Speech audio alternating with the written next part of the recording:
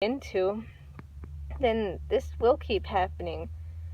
And people shouldn't be so afraid. If they think any of this isn't true, then they should look it up for themselves. And if it's not true, it's not. But I mean, it is. If people just look not only it up, but look at what's going on. And I mean, what really would have to happen to raise more awareness about this, which I don't think that Trump can do this by himself, for one thing. And I'm not even sure that he would, basically, for one reason. I mean, there's a million things to do. He has to do a million things already without all these interruptions, the hurricanes and terror attacks, a lot of unexpected stuff that naturally happens, so you tend to that, as well as all these other things that are on the list to tend to, and judges stopping everything and the Senate stopping the rest, and basically traitors running the show. McConnell and Paul Ryan, they're not to be trusted at all, it's shown. And so, I mean, on a side note, despite all that stuff, I mean, he's doing great. But even I don't think he would do this, but what would need to be done is put this country under a state of emergency. That's what it is, because there's more of these people here, and they're in their mosques planning more terror attacks. And even on InfoWars, they were talking about that there was a plan written out from this that they discovered afterwards, that it would happen on this day, and that there's going to be more terror attacks in the near future like this. And what they do, they get people used to it. I remember 2 years ago when that first one happened over in France, and everybody was surprised, and on Facebook everybody put their profile picture to the France flag, and it was different. It was a shock. But now you hear these happening all the time, you hardly blink, and that's sad. It's sad to get that conditioned to that. And over here, you don't want that to happen.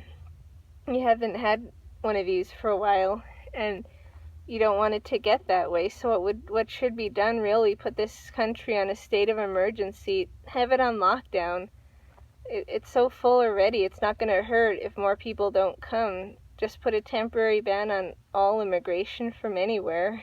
And sure, some good people won't come, some bad people won't come, but I mean, that's just it.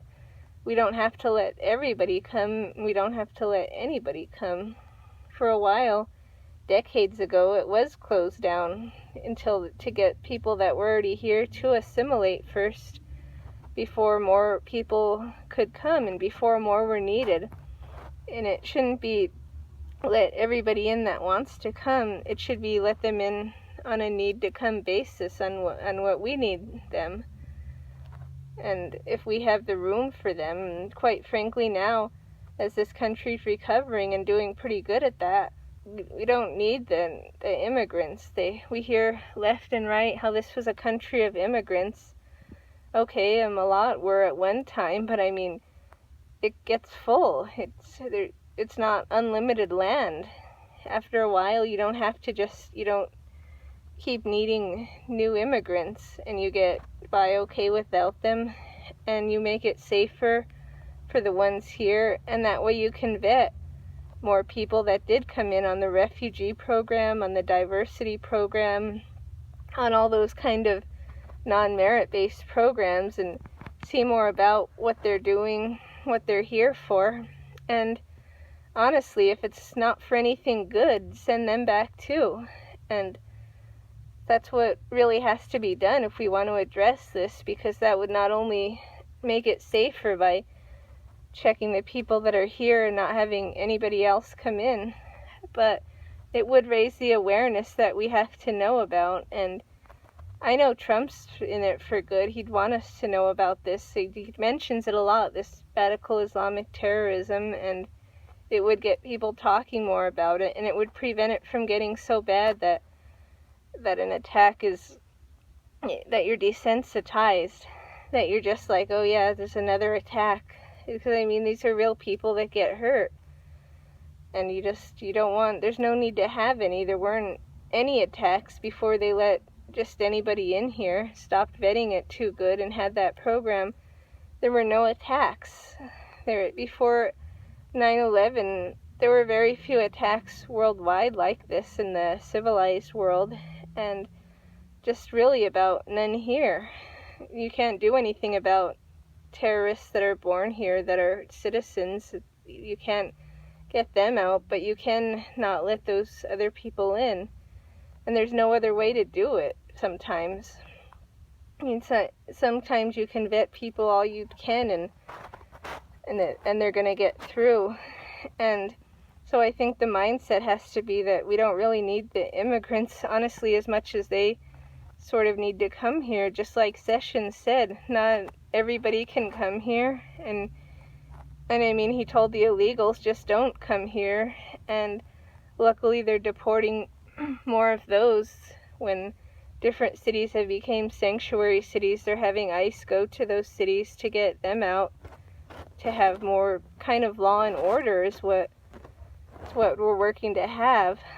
And so it had already been a pretty rough couple of days, like news-wise, and in the world of politics, with all these fake Russia investigation stuff, and that Manafort getting indicted over stuff that didn't have anything to do with the Trump campaign. But of course the news didn't mention that it didn't have anything to do with the Trump campaign, so all the normal people that don't pay all that much attention, they just believe it. They're like, okay, yeah, that happened, and there's that. And then the judges, like I was saying, don't let a lot of what he's trying to do pass, so then it looks bad on him to people that don't pay attention.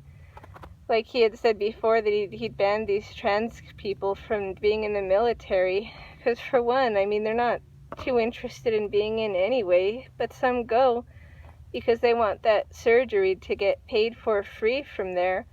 And what they do is they're in there for a while, and then they take some kind of leave to get it, and that can be for an endless amount of time and cost about endless amount of money for it, but it's free because they're in the military, even though you're not really in, you're just in it for that. You're not in to serve the country. And he wanted to put a stop to that, and so did the generals, but the judges are saying you can't do that. And these judges are just ruling against him because they don't like him. They're not ruling on common sense or even on the law, really. I mean, on what's best for this country. I think there should be more help out there. I think that they should make mental health not such a stigma, and they should offer people help. But I don't think that you should have to let anybody do what they want if it means the security of this country won't be that secure. And if you send these guys to fight, I mean, they're already a bit confused. They're probably not going to be the strongest fighters out there, just like a lot of others aren't. There's always been requirements. There's a height requirement, the weight, and you can't have all different things you can't have. That some seem pretty normal, but I mean, it's strict in the military. So they try to ban those two, but they've always been banned up until about a year ago. Well, a year from whenever he mentioned that they weren't going to be banned, so they were going to be banned. So now it's been about a year and a half. The time goes by. But up before that, they didn't, because that's just a lot to deal with, the surgery and all those special kind of requests that they have to have. I mean, the military's the military. You have to be the toughest in there, and honestly, for the most part, it's the toughest men that serve. That's how it's been for in all countries and all wars, and I mean that's how it should continue to be. And that, along with a lot of things, is Trump's just trying to bring some kind of normalcy to things, trying to get a hold of this country and bring it back with common sense and do things more of the way that they've always been done, which worked, and he's getting stopped left and right. So same with this. He had said again today, as I was saying, about the merit-based. I first heard about that a few months ago, and I'm sure he's going to get a lot stopping him. And it's another year until the elections, when hopefully more of these senators will get in, and hopefully especially because between now and then they'll see like that how much the Rhino Republicans oppose the America First agenda, a lot openly oppose it, and some do just by not letting it go through and not getting much done. So hopefully these new kind of senators that Bannon is trying to recruit will get in, because a lot of people like those. Most Trump supporters like those more than what they like the other ones, and there's still more Trump supporters out there than what a lot of people think there are. So hopefully that can work. And Bannon, from what I hear, and Trump talk now for a while, that he wasn't getting any calls through from anyone, and when he found out what was going on with that, he started calling him himself.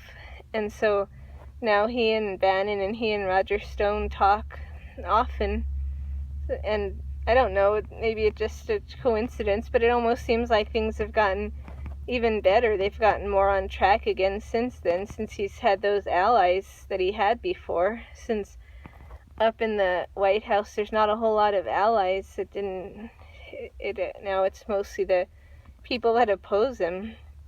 So he has these out there fighting along with the base, of course, as always.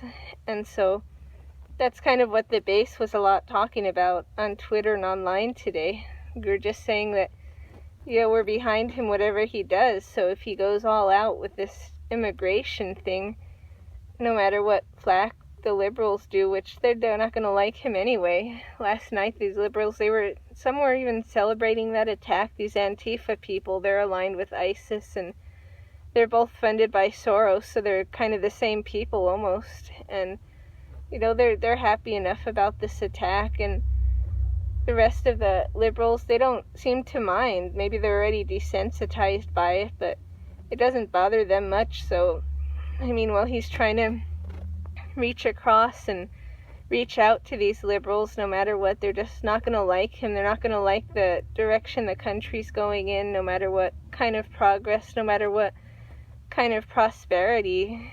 It makes your head spin, all these good things that have come, and you see about that it's the highest consumer optimism since the 80s, and then the highest the lowest jobless rate since 1973 and such, and all these numbers come in. And then not just that, but from what I see people talking about on their social media personally, they hear them talking about how they were thinking about moving to Canada or somewhere because their plant wasn't getting all that much work, and then now they're in there 6 days a week. And I see stories like that, and that really shows.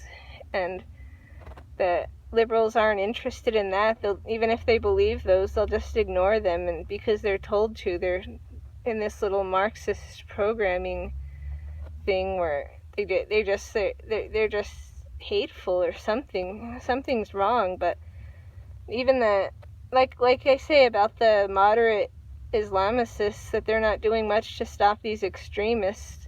I notice that with the liberals too. Well, not every Democrat's out there like Antifa breaking stuff, but the ones that are sitting at home, I don't see them disavowing those. And I hardly see that on the internet either. Some of them do. Some of them say, well, yeah, they don't agree with Antifa, but they're doing it because of blah, blah, blah.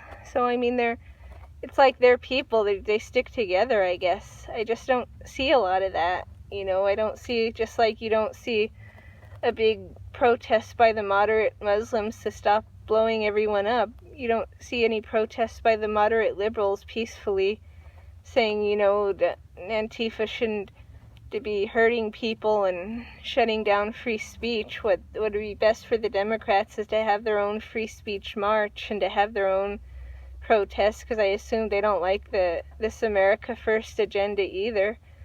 So it would be in their best interest to be out there non-violently with no masks and no bats, and have signs and just say what their position is. But they're not doing that because they're letting these street fighters speak for them. And so that's what Trump has to realize. No matter what he does, and no matter what he reaches across to try to compromise on, a lot of the base sees it as caving, and the Liberals don't see it as anything. They forget the next second. They don't care anyway.